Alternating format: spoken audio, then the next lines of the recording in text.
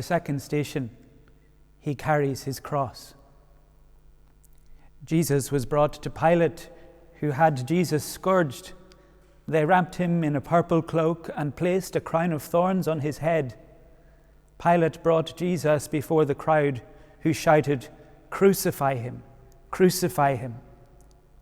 Pilate handed him over to be crucified. Jesus was led away, and carrying the cross on his own by himself, he went to the place of the skull, Golgotha. We adore you, O Christ, and we bless you, because by your holy cross you have redeemed the world. What a lonely moment this is. Isn't it amazing that with so many crowds all around, the Lord is very much alone in this moment of profound humiliation? Once, the crowds came in their droves to listen to him, to touch him. And now, all who see him deride him.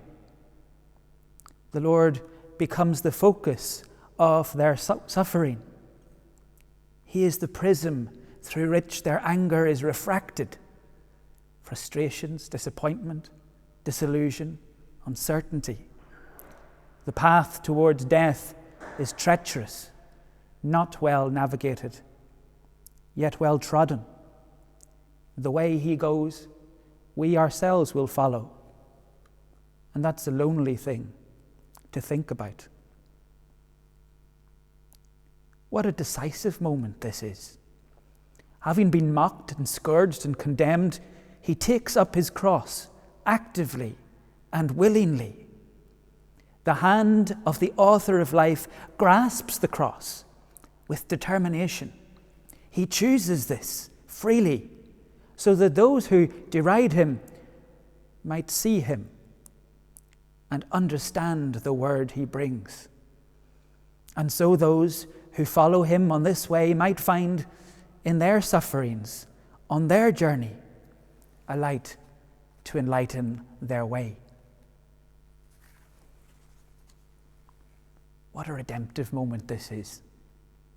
As the weight of the cross lands heavily on his shoulders, he embraces the sufferings of all of us, of all people in every time and place.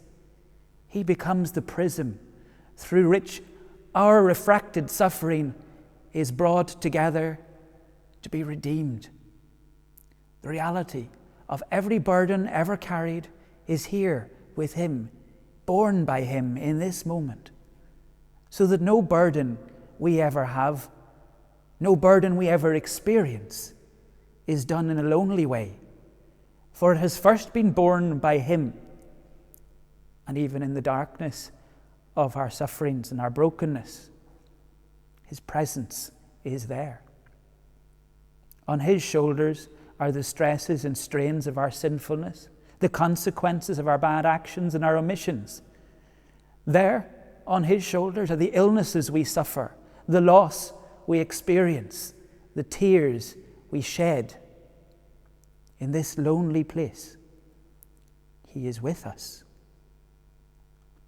What a glorious moment this is.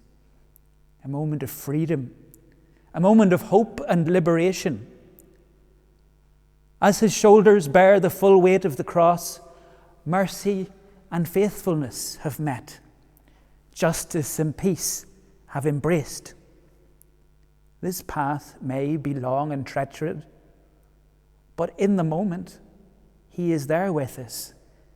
And at its end, a bright new day, an everlasting life, a feast of love and compassion.